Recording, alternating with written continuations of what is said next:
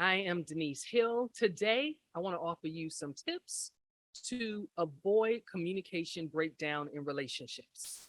Some tips for you to avoid your communication breaking down in your relationship, whether it's a romantic relationship, whether it's a friend relationship, whether it's a parent-child relationship, whatever the interpersonal relationship is.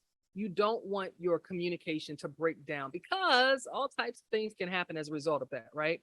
Misunderstanding can lead to feeling unheard, can lead to continual arguing and disagreement. It can lead to tension within the relationship. It can lead to relationships that sever prematurely. Like these are relationships that should have been able to stand the test of time, and all of a sudden they're gone simply because of a misunderstanding or a lack of communication or a breakdown in communication. And so I want to give you some tips to be able to apply to your communication exchanges in certain relationships so that you won't have to deal with that.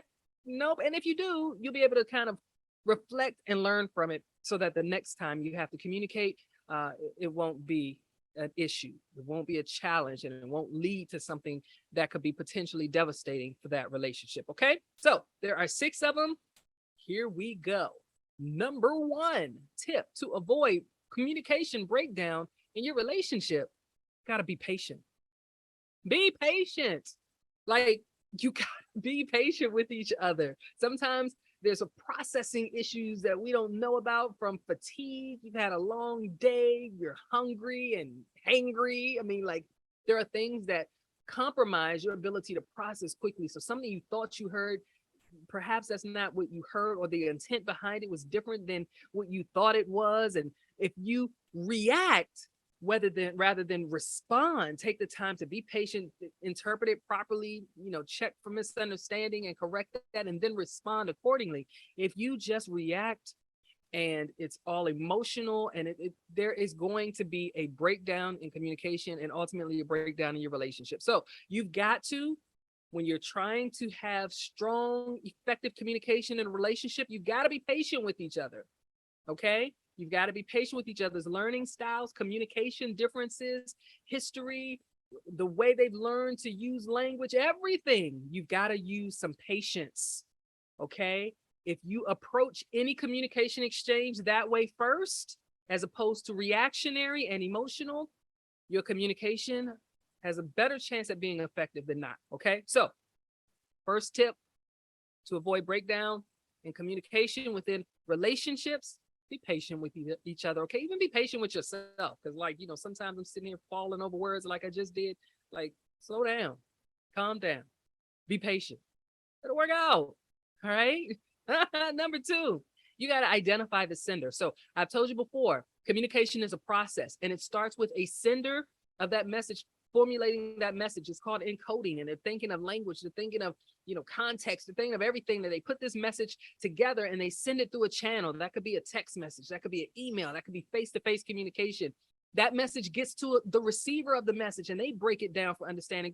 It's called decoding, going through that same process that sender did, where they're checking for language and understanding and context and all this history, experiences. They're applying all of that to this message for understanding so that they can formulate their own and send it back as feedback, right? And you got to understand that if y'all are talking over each other and nobody has identified who said what first, and what is this whole thing about? Like, what was the initial message? Who is the sender? Who's trying to get their point across right now? So the other one can go back to step 1 and be patient, so that person can get their point out. You can understand and receive it, and then respond, and then get your point out. Like, who is the sender of this thing? Who initiated this exchange? Or is it just a hodgepodge of messages just being thrown around all willy-nilly for somebody to react to and get emotional about? Like, we got to be patient enough to make sure there's one sender.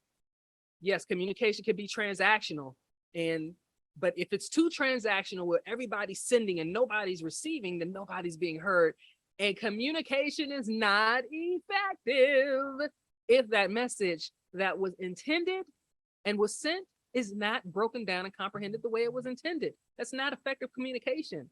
It's just the process just going all over the place, and there's no understanding. So, 1, be patient. 2, make sure we know who actually is sending the message as opposed to everybody just talking and throwing ideas and thoughts out. Like, who is responsible for this communication exchange? All right. Tip 3, repeat what you heard. Yeah.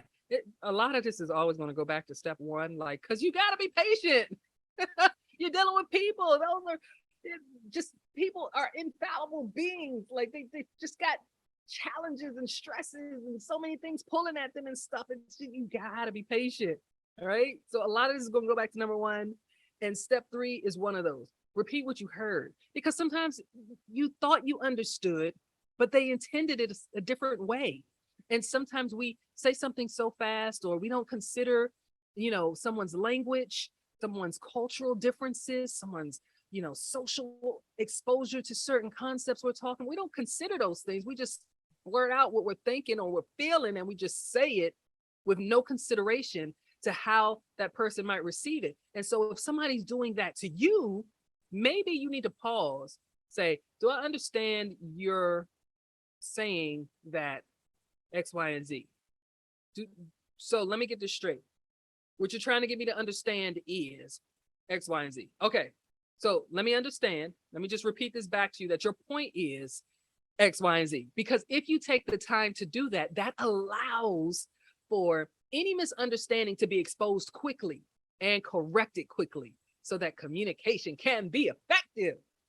That's what I'm talking about. Yeah, we're trying to avoid breakdown in communication in relationships. 1, be patient. 2, make sure we know who's sending this message. 3, repeat what you've learned. 4, allow that time and space for correction that I talked about. Again, going back to being patient, right? Because sometimes people get frustrated when you're like, okay, let me make sure I heard what you said. And they do that whole repeating back.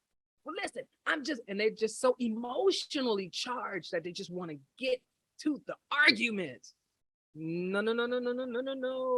Let's allow some time and some space for you to correct me if I heard it incorrectly, or for me to restate it if I feel you heard it incorrectly, so that communication can ultimately be effective. Because if the receiver is not receiving it the way the sender intended, I don't care that the process actually occurred, it hasn't completed and it's not effective. Okay. And the goal is to have effective communication. We throw that term out a lot. I'm an effective communicator. No. If folks are not receiving, if they're not picking up what you're putting down, it's not effective. Okay. So 1, be patient. Identify the sender. Make sure you repeat what you've heard to make sure you heard it correctly, and then allow some time and some space for correction. Number 5, consider each other's filters. What am I talking about? So glad you asked. So within communication, that whole process of sending a message to a receiver, and forming a message and breaking it down for understanding, everything happens through a filter. We all have filters, right? You were raised a certain way in a certain location, in a certain decade, around certain people who have a certain type of language, certain cultural influences and religious influences. You're a certain gender identifying or sex at birth. I mean, like, there's so many things that make up this filter that you communicate through. So even when you're creating that message to send to somebody, like, you're using the language that you understand. And sometimes you have to take into consideration, does that person speak the same language as me? Not just they speak Spanish, I speak English. It could simply be that, hey, I was raised in the city. We talk faster and we use more slang than somebody who perhaps was raised in the suburbs, for example.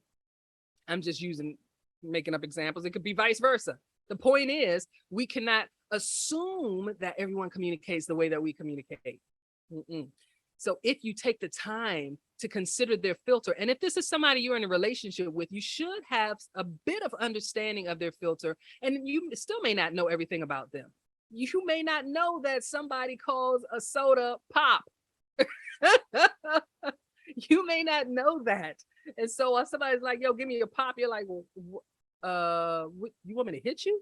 What? Like, understand, everybody has a filter. And so if it appears somebody's misunderstanding you, or that you're not getting your message across, before that communication breaks down to the point where the relationship breaks down, You got to go through all them tips again, right? You got to be patient. You got to make sure you know the sender. You got to repeat what you heard because that will expose any challenges. Then allow time and space for correction because that correction may need to be according to your filter. You might need to enlarge your understanding of what others may need from you as a communicator. All right. Number 6, my final tip for how to avoid breakdown in communication within relationships. Listen, never stop trying. Never stop trying.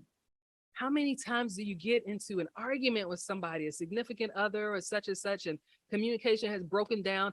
And rather than continue to fight through the process, you avoid it at all costs. Like, I don't want to argue with them anymore. I don't feel like it. Every time I talk to them, it's a challenge. Every time we get on the phone, we got to end in an argument. Every time, and then it gets to, they don't even bother to speak to me at all. They're like, all the nonverbal communication comes in, right? They always act like they got an attitude. Listen. You got to keep trying. You have to keep figuring out how to correct the communication that wasn't working. Like, do I need to change my language? Is it my body language, my nonverbal communication, and how I'm approaching them? Is it that I'm talking too fast or I'm talking too slow? Is it that we're talking out of context? Maybe it's too much information for that conversation and we need to break up our conversations. Maybe we need to set some parameters on how we approach each other before we talk about certain topics. Like, never stop trying. When you decide, I don't want to deal with it no more, I don't want to talk to them anymore, and silence takes over. By the way, you never stop communicating because your body and your face will continue to send messages even when your mouth stops. But as a video about nonverbal communication for another day, you should check it out, by the way. But when you stop on purpose because you're trying to avoid conflict, when you stop communication, you cut off your ability to get more information as to how the relationship can continue to grow, as far as how this person is thinking and viewing your language, your approach to communication, as far as what works for you all. Are we being emotional? Are we being reactionary? Like, how is it that we can get past this hump? You'll never be able to answer that question if you stop trying to fix whatever challenges you have with communication within your relationship. You cannot stop trying. You can't stop trying. Keep speaking to each other. It might be shorter sentences. It might need to be mediated by somebody you both trust, a communication coach perhaps, but don't stop.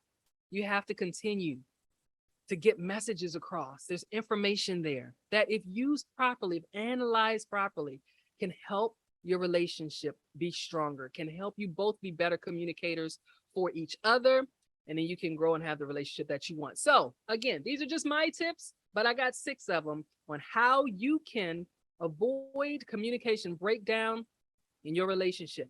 Be patient with each other. Please be patient. Identify who is responsible for this communication exchange, who started this, so that we can make sure your communication needs are met, and then we can go to mine. It can be transactional, but we can both get what we need out of this situation. All right. Definitely take the time to repeat what you heard so that any type of misunderstandings can be exposed quickly, and then you can give yourself time and space for correcting those misunderstandings. Absolutely. Consider each other's filters. We all communicate through a filter, a lens of understanding of how we see the world, of how we communicate, what language we use, what body language we use, all of that. If you understand each other's filter, that will help you form messages that you know will be more effective, as opposed to how you need to hear them. You'll say them the way you know they will hear them. And then, of course, never stop trying. Keep communicating. It's so worth it. When you're patient enough to work with each other, those breakdowns will become fewer and fewer. And the ones that do arrive, you definitely now know how to approach them so that you'll both be successful. You'll have effective communication and a stronger relationship for it. All right. Hopefully, all of that will help. And I'll see you for more communication education. Don't forget, it's really not about what you say, it's about what you communicate. Take care.